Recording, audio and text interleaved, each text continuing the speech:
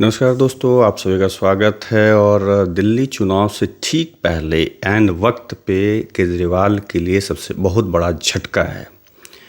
CAG report में 2026 करोड़ की अनियमितता का कहें या नुकसान कहें या घोटाला कहें, खुलासा हुआ है। सरकारी खजाने को, दिल्ली के सरकारी खजाने को नुकसान हुआ है। ये कैग रिपोर्ट के आने के बाद सियासी भूचाल खड़ा हो गया है।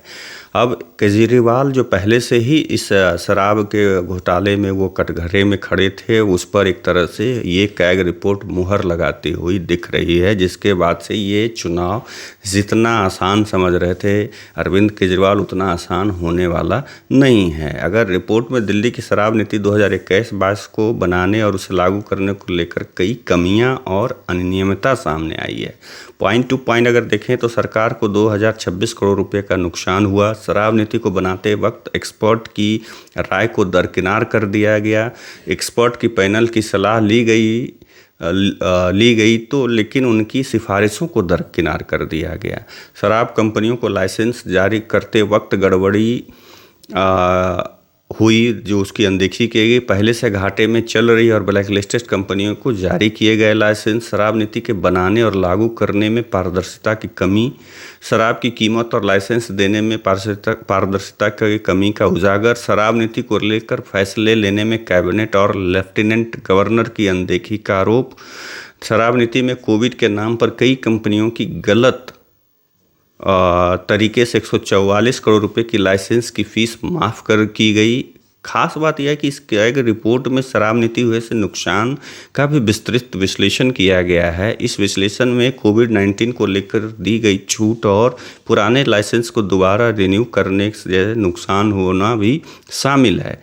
अब सरकारी खजाने को नुकसान कैसे हुआ, तो उसको इस तरह से समझिए कि वापस लिए गए लाइसेंस को दोबारा टेंडर न करने से 890 करोड़ रुपए का नुकसान हुआ।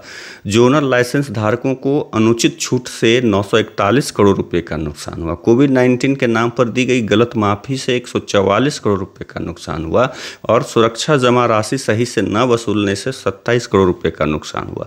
रिपोर्ट में ये भी आरोप लगाए गए हैं कि लाइसेंस धारकों और थोक विक्रेताओं के बीच गलत समझौते किए गए। शराब की गुणवत्ता जांचने के लिए न तो टेस्टिंग लैब बनाई गई और न ही खुदरा दुकानों को समान रूप से बांटा गया।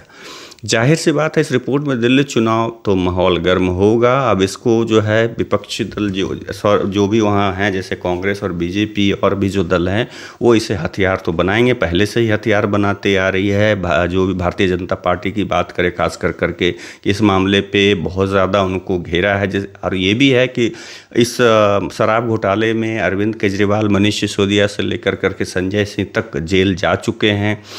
उसके पहले भी उनके जो स्वास्थ्य मिनिस्टर हैं, जो सत्येंद्र जैन, अभी तक वो जेल में ही है। शायद संभवतः पता नहीं छूटे या नहीं छूटे।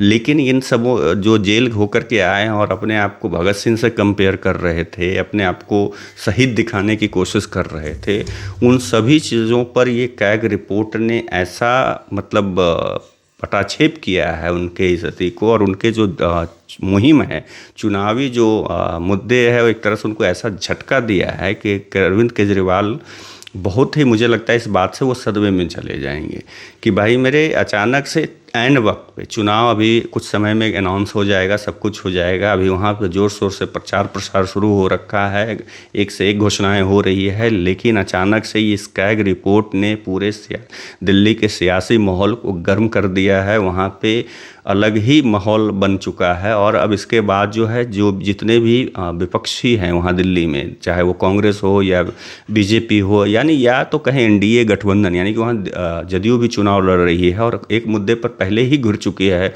अरविंद केजरीवाल की माफ़ कीजिएगा, तीसी है, लेकिन दिखावे के लिए है। मेन तो मुख्यमंत्री भाई खड़ाऊ रखा हुआ है तो अरविंद केजरीवाल का ही ना, तीसी ने बोला था।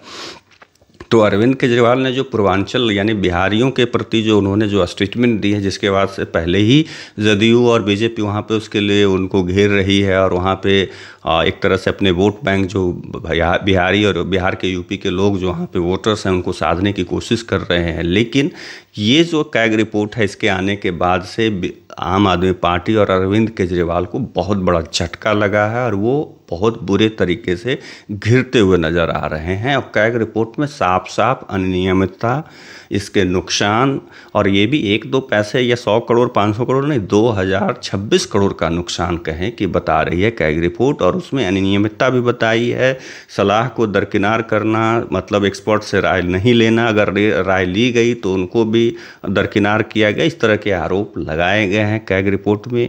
अब आने वाला चुनाव जो है बहुत दिलचस्प होने वाला है दिल्ली का। देखते हैं कि क्या होता है आगे। अभी चुनाव की तारीख घोषणा अभी बाकी है, कब अभी चुनाव आयोग घोषित करेगी कुछ समय में। अब बहुत मज़ेदार होगा दिल्ली का चुनाव। चलिए आप लोगों से विदा लेता हूँ, दूसरे वीडियो में मिलूंगा, तब तक के लिए नमस्कार।